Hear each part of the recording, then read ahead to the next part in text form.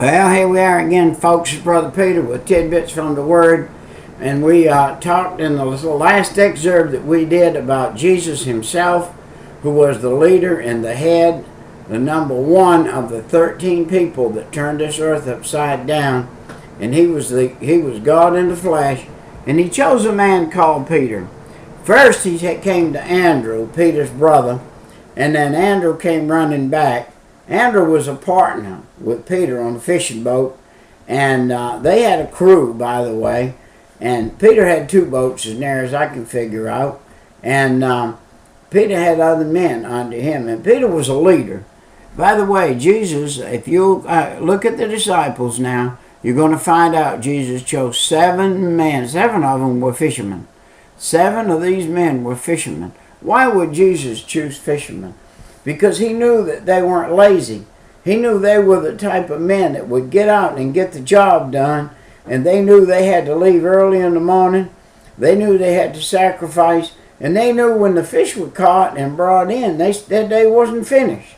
Because when they brought them in, they still had to get up there and do more. So the day just begun sometimes after working all day fishing. So anyway, Andrew and Peter's partner, they fished on the Sea of Galilee, which is a big, great, huge, beautiful sea, but it also has the ability to become as torrent and wicked as the ocean because of the size of it and the winds and the way things work over in that part of the country. Now, the Gospel of John tells us that Simon was introduced to Jesus by Andrew. At the first meeting, Jesus named him Peter, meaning rock. He knew that Peter was a rock. Jesus knows the heart rather than the outside of a man, just the flesh. He knew Peter's heart. And he saw in this generous-hearted fisherman, he saw qualities that you and I sometimes don't see in a person, but he saw qualities of leadership. And he saw qualities with characteristics of a man that would be a great asset to the gospel later on in life, even though he's going to have to be trained. Now, we talked about that in the other excerpt earlier. You can't just come out here and go to fishing men without some training. Jesus said to these boys, you follow me and I'm going to make you fishers of men. 3 years. Took him 3 years to make them fishers of men. And it was 3 hard years, by the way. Jesus said, I'm the Son of Man. I don't have any place to lay my head. You follow me, you put your head on a rock. We're going to sleep out there with the coyotes. By the way, I did a little study about those dogs over there in that day, them wolf-type dogs that they had over there, hyenas. And hyenas are like people. They love to eat people. And it wasn't just the ravens over there that ate dead bodies. If you got knocked in the head and you was dead out there at night, the coyotes would finish your body off. It said throughout Jesus' ministry now, and after his death, we find Simon Peter exercising his leadership.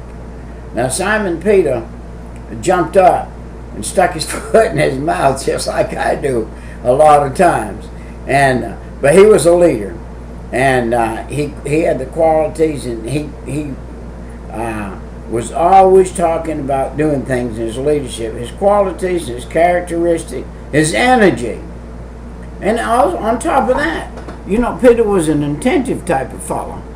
You know, I'd like to tell you that he's the only one, if you probably know it anyway, but he's the only one that had enough guts to get out of the boat and walk on the water. People talk about, well, he sank. Yeah, you know what made him sink? He looked at the world. He looked out there and he saw the waves boisterous and the sea boisterous. And that's what's going to happen to you and me if we look at the world after we get saved. Now let's go on about Peter.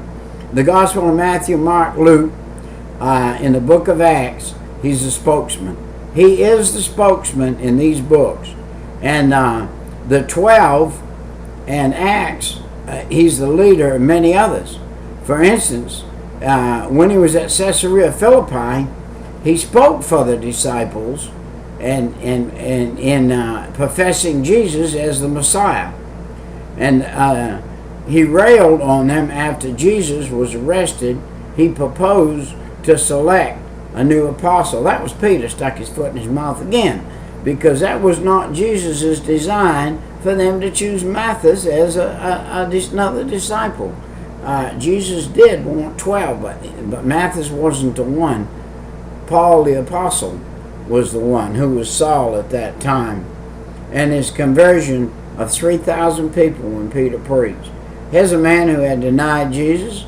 Here's a man who had lots of little problems, but when he preached it, 3,000. Simon was a leader, and we've established him as one of the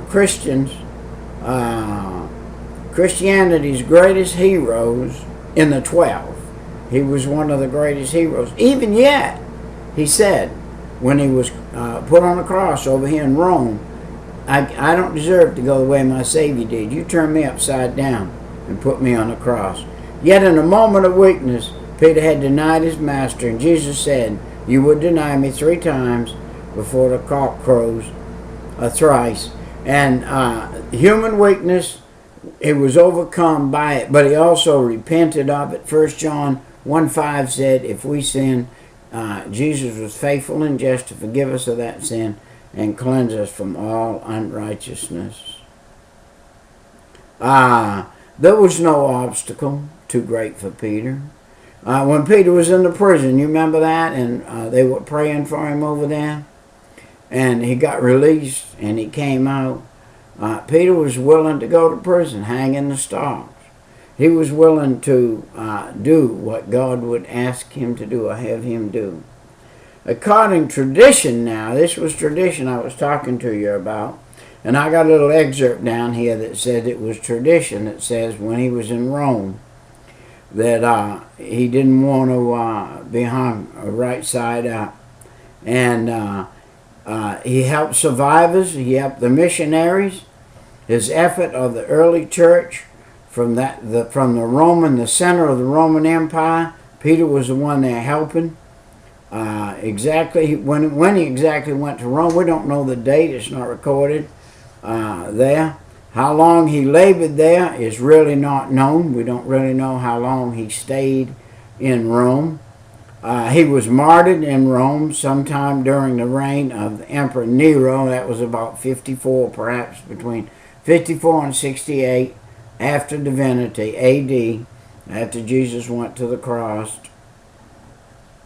And he was an ancient Christian writer who died in 225, says that he was crucified in Eusebius. The early church historian adds that he suffered head downward at his own wish. Now, we have that by this historian. This historian's name was Tertullian. And, I'm not too much for that kind of thing. But with Peter, so many people talk about the way Peter died and how he said he wasn't worthy to die. You remember when he was on the boat and he was naked and he saw Jesus? He said he threw himself in the ocean. Hey, Peter was a man that respected his elders. It's just like, I tell you, even today, and then we're going to chase a rabbit here for a second, and even today, I would not call any pastor that I know, even if I didn't think he was a good one, by his first name. I would call him brother, or pastor, or preacher, or reverend, but anything but his first name. That's the kind of guy Peter was. Peter wouldn't call somebody by their first name either, I'll guarantee it. Peter was a servant of servants. Well, look, this is Brother Peter, and this is Tidbits from the Word. I've been saved some 38 years, and I study every day from a radio station called WOAK.com, LaGrange, Georgia. If you'll get it on your internet here, WOAK.com, LaGrange, Georgia, you can hear some of the best preaching you'll ever hear in your life, and some of the best singing too. Well, bye for today.